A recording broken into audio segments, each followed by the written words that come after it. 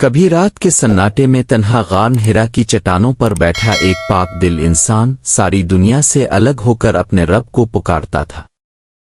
اس کی آنکھوں میں انتظار تھا، دل میں تڑپ، اور زبان پر صرف ایک دعا تھی، آ اللہ مجھے حق دکھا دے، مجھے اپنا بنا لے۔ وہ محمد تھے۔ اس رات جب پہلی وحی آئی سارا جہاں کانپ اٹھا۔ جبرائیل امین علیہ السلام نے آ کر کہا، اقرب ناسم نربنوئے علیہ ازن خلقے، اور وہ تنہا بشر انسانیت کے لیے رہنمائی کی روشنی بن گیا۔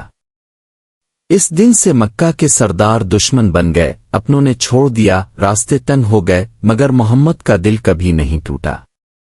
ان کی زبان پر کبھی بد دعا نہ آئی، صرف دعا تھی، آ اللہ میری امت کو ہدایت دے، وہ نہیں جانتے۔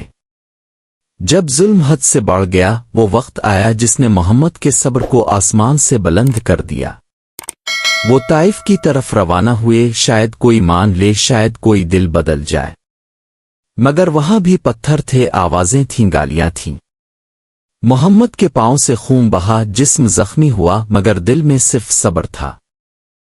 جب ایک انگور کے باغ میں بیٹھے تو آسمان کی طرف نگاہ الفاٹے اور دعا کی، آ اللہ اگر تو مجھ سے ناراض نہیں تو مجھے کسی بات کی پرواہ نہیں، اور پھر آسمان ہل گیا۔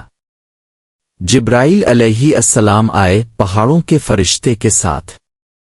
فرشتہ بولا، آ رسول اللہ اجازت دے میں طائف کو پہاڑوں کے بیچ کچل دوں، مگر محمد کی زبان سے پھر وہی نور برسا، نہیں میں امید رکھتا ہوں کہ ان کی اولادوں میں ایمان والے پیدا ہوں گے۔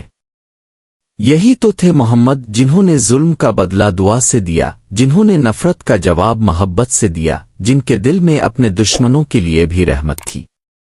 اور جب اللہ نے انہیں تسلی دی تو زمین سے آسمان تک کا وہ سفر معراج کی صورت ملا۔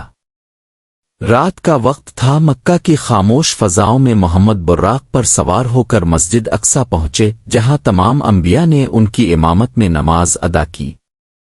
پھر آسمانوں کا سفر شروع ہوا۔ ایک ایک آسمان پر انبیاء کرام سے ملاقات ہوئی۔ حضرت ادم، حضرت عیسیٰ، حضرت یوسف، حضرت موسیٰ، حضرت ابراہیم، سب نے آپ کا استقبال کیا، اور ہر دروازے پر پوچھا گیا، کون ہے؟ جواب آتا، محمد، اور دروازے کھلتے گئے۔